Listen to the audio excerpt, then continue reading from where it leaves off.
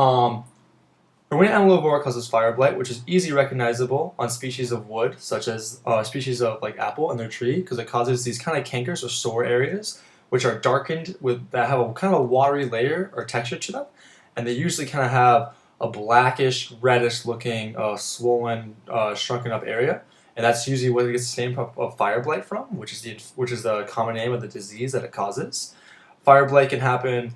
Mostly, the symptoms appear on the actual stem or the trunk of the plant that it occurs in.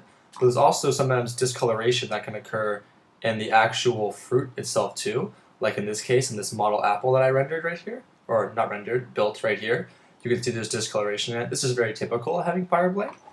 Now, Erwinia amylovora, or amylovora, is a microbe it's a microbe that's related to a very common species of microbe called E. coli. I think everyone has at least heard of E. coli at some point in their life.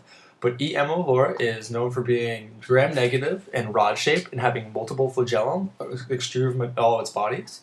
Now, its method of action is that it will break down and dissolve the intercellular compounds that basically hold plant cells together. And once it breaks through the bark and the outer layer of the epidermis of the plant, it can go into the more of the central areas of the plant, such as the meristem, and from there it can consume the plant from the inside out. It primarily needs or wants sugary structures, which it likes to live off of and eat, such as glucose and other sugars that are found naturally inside the plant in the vacuole and other areas of those organelles and cells.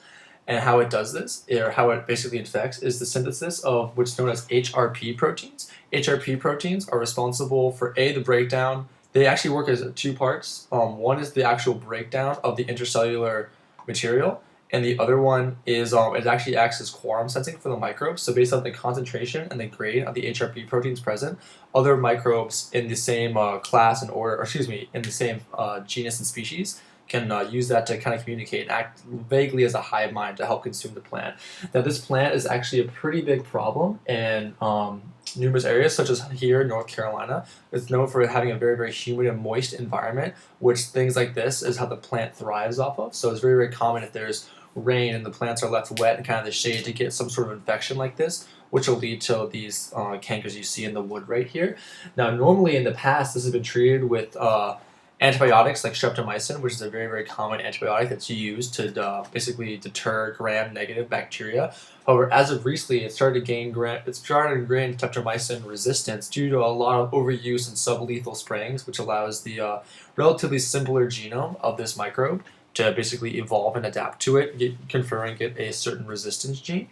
And so actually a very unique alternative method to antibiotics is now conferring this resistance is actually the application of copper on a kind of bacterial or microscopic layer, which will rupture the cell walls and kind of destroy it from the inside out, which is kind of cruel, but at the same time, this is a very deadly and pathogenic bacteria to plants, which causes massive destructions. And sometimes, in some cases, the only way to salvage an orchard is to destroy the entire plants that are infected, because it is very, very dangerous, and both on an economic standpoint, but also for the fruit and the quality of the plant itself, because they can spread very much like fire, no pun there. Anyway, that's just a quick overall synopsis of E. amylovora and its effects on apple trees in particular, but also